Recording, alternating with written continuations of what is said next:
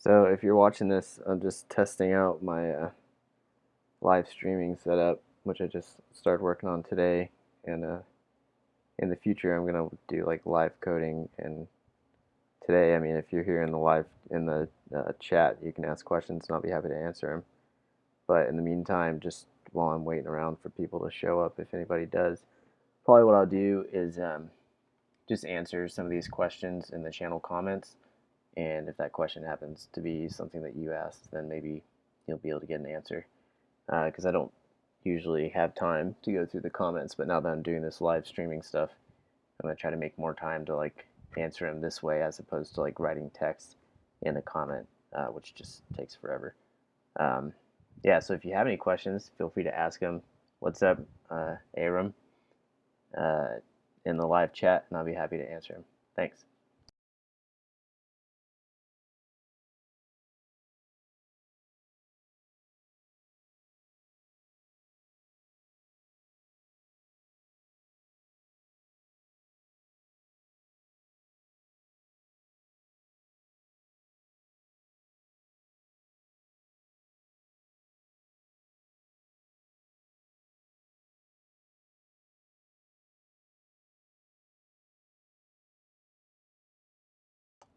Keep forgetting I have push to talk on. So Um, yeah, I just popped out the live chat so I can see if anybody asks any questions. And in the meantime, I'm going to be perusing these comments over here and just kind of answering slash commenting on some of them.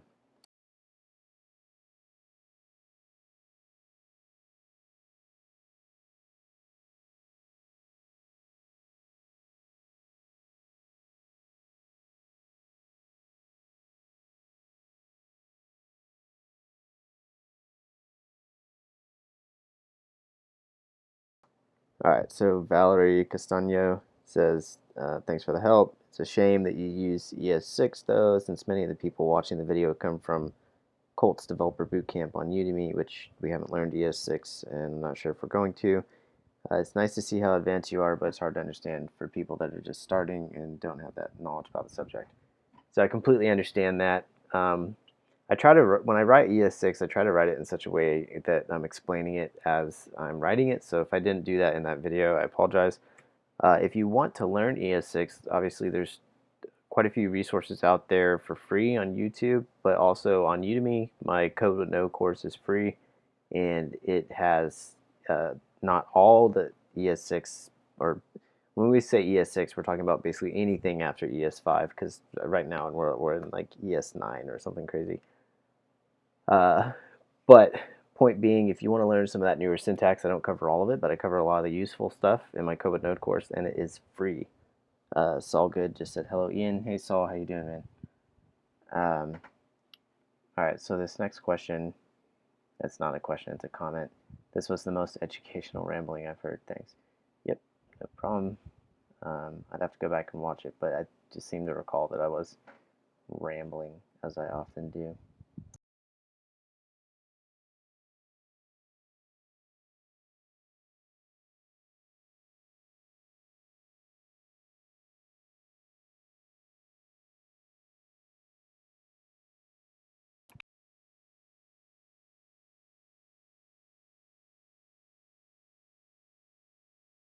For those of you that are watching, go ahead and leave me a comment in the live chat. Okay, I don't know if it was turned on, but now that I don't have my little input here selected, if you're watching this and you can hear me, leave a comment in the live chat. Let me know if you can hear me, and if you can, if the audio is clear and if the video is clear. Because right now I'm just testing this whole thing out, so I need to know if it's not working.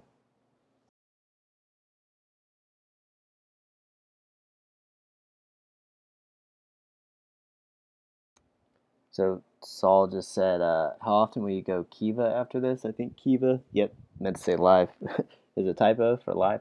Uh, I answered this earlier, and basically, if I can get this working smoothly, and the experience is good for all of you, which it seems like you're able to hear me okay, then I'm going to try and do it as often as possible, possibly several times a week. And I know a lot of people work during the day, so maybe in the evening sometimes, or definitely at least once on the weekends.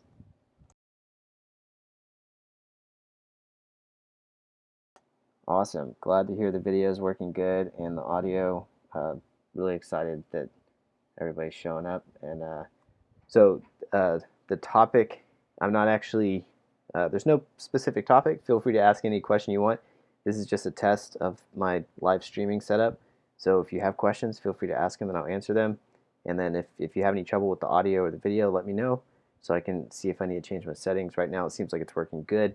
And then in the meantime, if nobody's going to ask any questions, which is fine, I'm just going to go through past comments that I have not answered and just comment on them.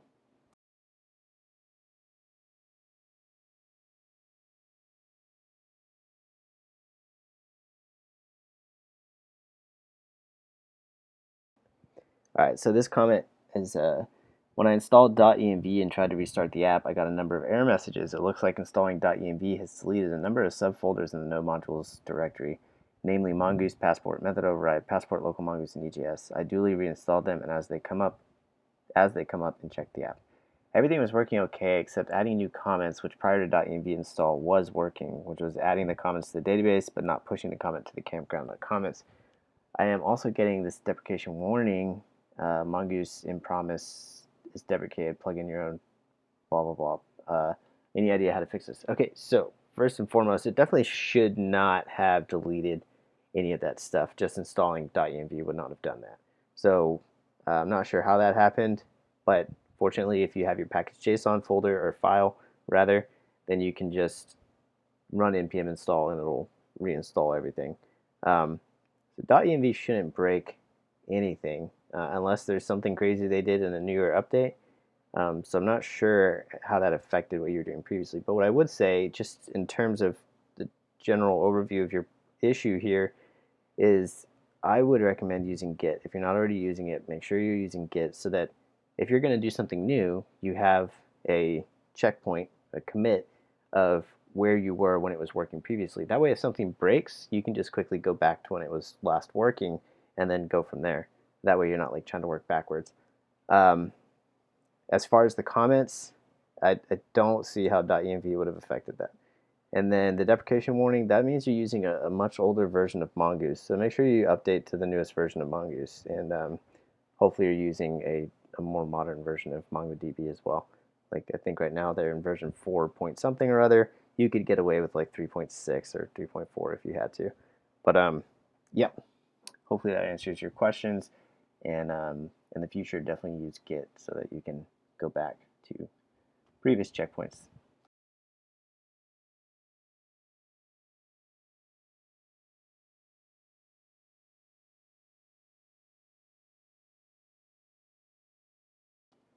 Alright, so this comment is basically correcting me, not really correcting me, but just a pretty long commentary on what Linux is versus like the operating system, which is what he's saying is GNU Linux. But while it's good to make that distinction, I guess, when you're just talking about operating systems, typically, like whether you're talking about Ubuntu or some other flavor of Linux, like you just say Linux if you're talking about, like in your case, you're saying it's the Linux kernel, but Linux is a term that is commonly used to point towards an operating system that uses Linux. So whether it's Ubuntu or anything else, it just kind of a blanket term would be Linux. So it's good to make that distinction, but I honestly don't think it's like a big deal. Like, for instance, if you said, "Oh, I'm on Mac," like you could be like, "Okay, what Mac are you using? Give me specifics." But or I'm on PC. Like, okay, there's tons of different PCs. You could be talking about Windows or Linux. Anyway, not a big deal. I appreciate you posting that because I didn't know that about GNU Linux or GNU. So it's good to know that. But it's not going to change the way I talk about Linux. I'm probably still going to call it Linux because I'm lazy. But anyways, appreciate the information. Very convenient, works well, good deal, brilliant, it works, great, glad to hear it. After writing script in the show EJS, it has error expression expected at file show.ejs. So this person, Paffy Videos, you'll probably see their comment here in a minute. said something really rude to me, and then like 5 seconds later, comments asking me a question like, "I'm not gonna help you, dude." So I'm just gonna skip over that. I don't know what your problem is, but you can figure it out on your own. All right. It says failed to connect to the server.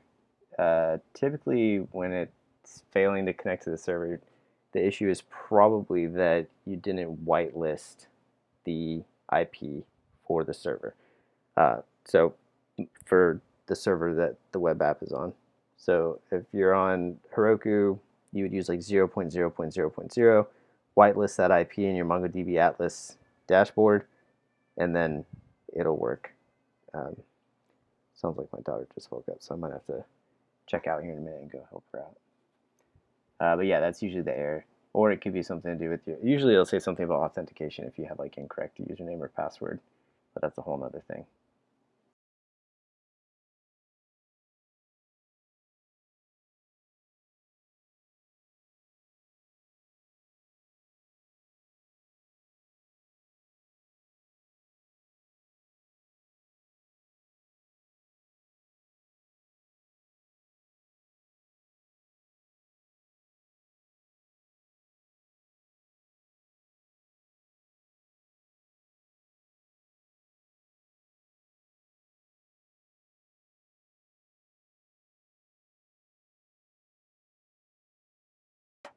All right, so there's still a handful of people in here. Um, so if y'all have any questions, feel free to ask them, and I will answer them.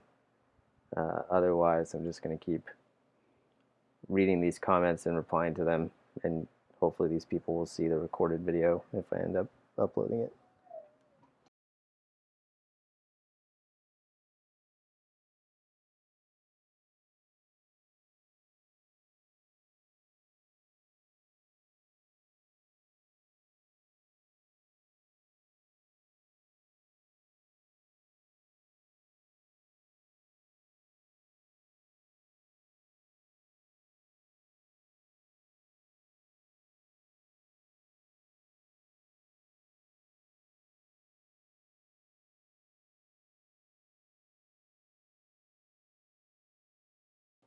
All right, so this question and what about that, and then it has apparently this person ran no daemon and the server started, and then they get a deprecation warning, and it's telling them. So this is a good opportunity to help people with like errors that come up. A lot of people see an error message, and as a beginner, I understand, I've been there. It can be daunting and kind of frightening, but don't freak out. Error messages are your friend. They have, most of the time, if they're good error messages, they have information, clues that will help you solve whatever the error is. So in this case, it's telling you like, deprecation warning, current server discovery and monitoring engine is deprecated. If you don't know what deprecated means, it just means they're not supporting it anymore.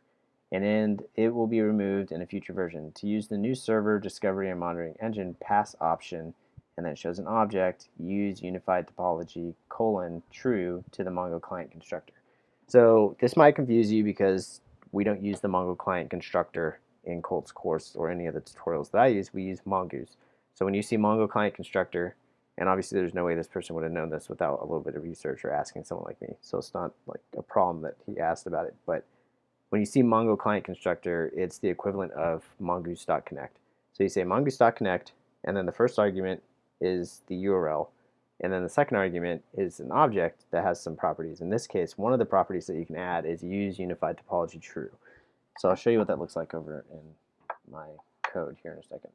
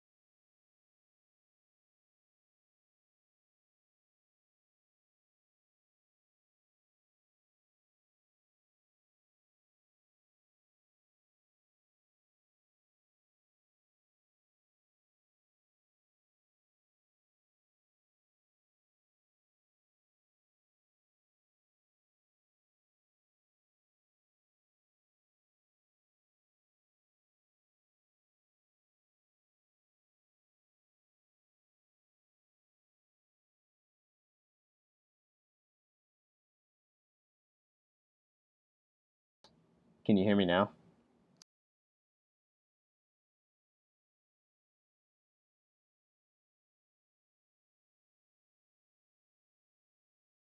Okay, give me just a second. I'm going to try and get it to where I don't have to push the space bar. So what you're telling me is everything I just said for the last like 2.5, 3 minutes, you didn't hear any of that.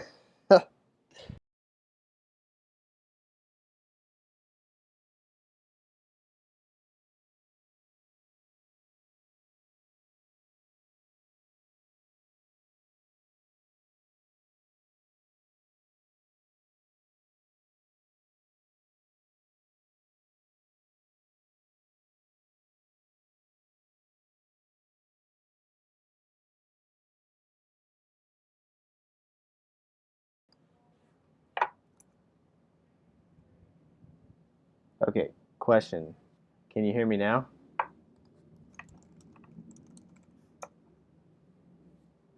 Testing, testing, testing. Can you hear me? Can you hear me? Can you hear me?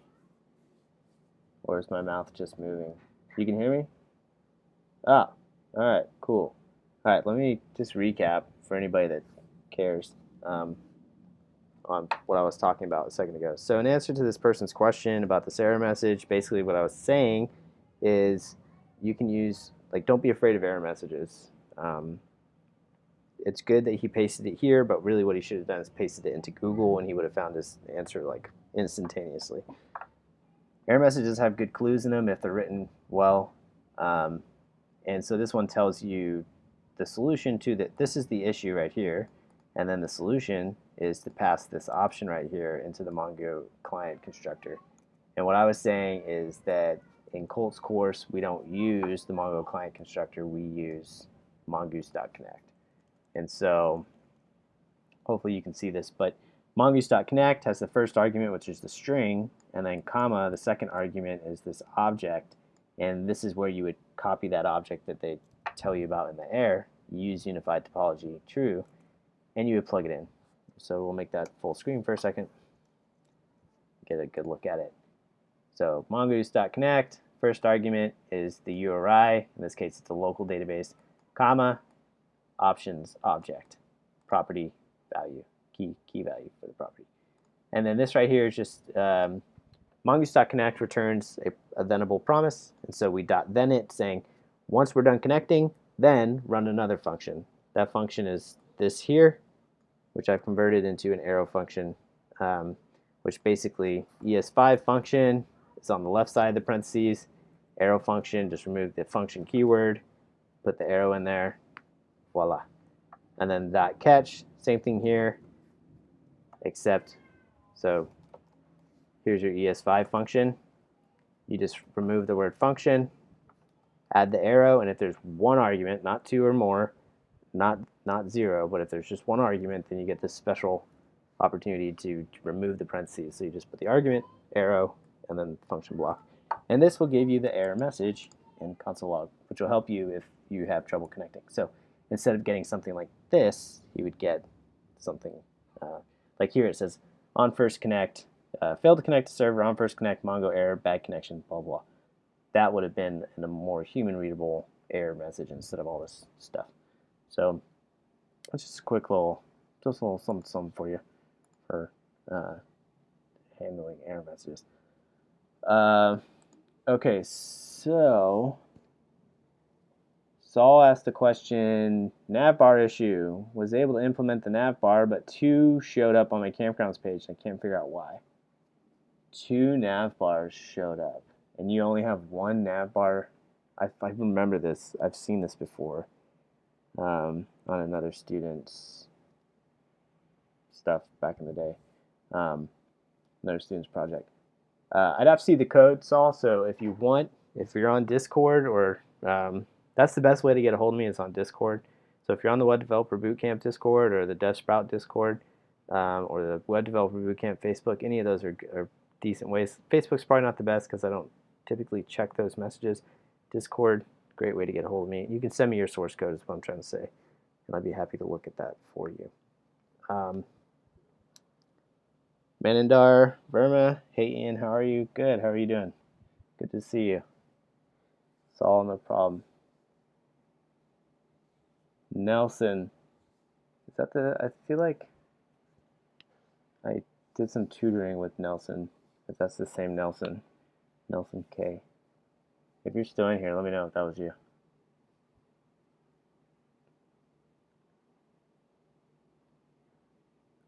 Oh, that's a good guess as to what may be going on. Maybe you have the nav bar on the header partial and on the campground page as well. Could definitely be it. So I got a couple more minutes, and then I got to get out of here, go pick up my kid from school. But definitely count on. Oh, Nelson, what's up? What's up? Um, Definitely count on this live streams becoming a regular thing. It seems like it's going well. You tell me. But I feel like I could do live coding, help with questions. Just it's easier than like trying to like plan out some specific tutorial or whatever. It's easier just to interact with the audience. So I think I might turn into a full-time streamer. We'll see. But it seems to be working okay. I need to add another monitor so that I can like put the comments over here and put stuff over here. Rishab, hey Ian, love your work on Web Dev Bootcamp. Sorry if I butchered your name, by the way. Thank you, appreciate that. I'm gonna butcher this name too. Chaitanya. Hey man, how's it going? Let me know if my pronunciation is just like awful. All right. Thank you for explaining. I still have a question. Why do we need a loop there? Event happens once, loop runs once as well, and way before the event. I'd have to pop up the video, but basically this is like a loop that adds events to an array of elements, so multiple elements. So like if you have an unordered list in HTML that has like several different list items,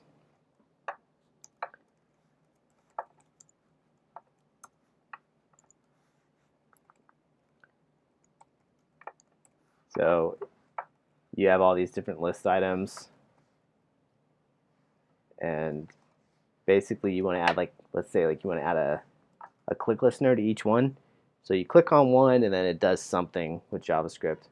The tutorial was like loop over the unordered list. In this case, I think it was the Square, the Patatap clone, or no, not Patatap. What is it? The color game, and on the Colt Steele's Web Developer Bootcamp, where you have like these squares and you click on them and then you have to like pick the color that it's a RGB, or maybe it's a, yeah, it's RGB color, I'm pretty sure, or maybe it's a hex code, but you have to guess it by clicking the squares. Anyway, there's multiple squares. You add a click listener to each one, and then when you click it, you do something. And this person's saying like, why do you need the loop?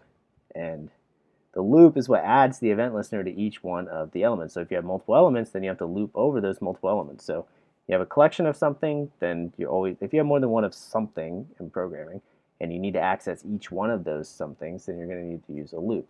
And you'll hear these like keywords that I'm spitting out, like each.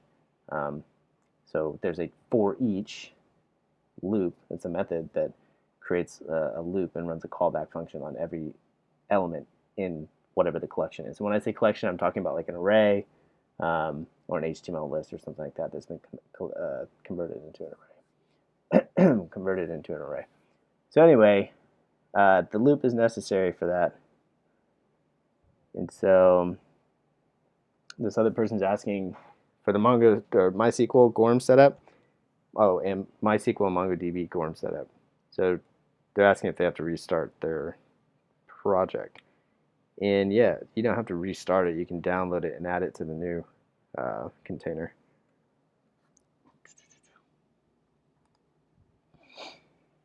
So Saul, yeah, Rogerio said leave the one in the header partial.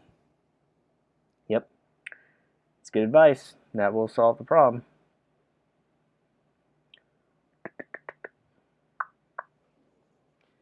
All right, let's see here.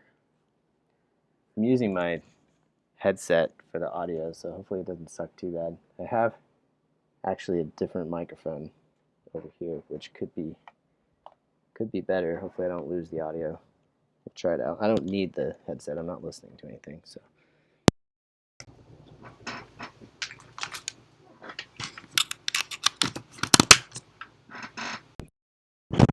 I need to get some WD-40 for this chair. Nice. Yes. Nailed it with the pronunciation. What do you normally get? Like Rogerio?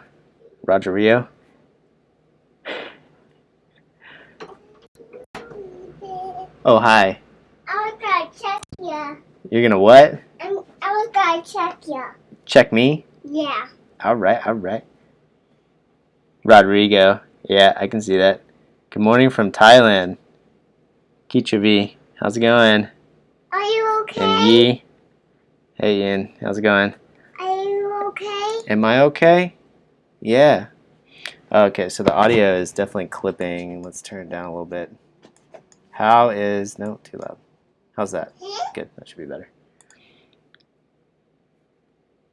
Oh, cool. Glad you got that solved, Saul. That's great. If you're in the live chat, let me know how the audio is. I just hooked up a new microphone, so it should sound a little bit more crisp. Hey, can I go under there in your seat? Can I go under there in your seat? I mean, you can if you want to, baby. I need to go to the different space side. audio. Because that one is so hard. Enable. Alright, so I just changed it. I keep pushing on the space bar inside this input, and that just starts like adding spaces to it. Audio is still good? Awesome. I just changed it to push to talk, so let me know if you can still hear me. Appreciate it.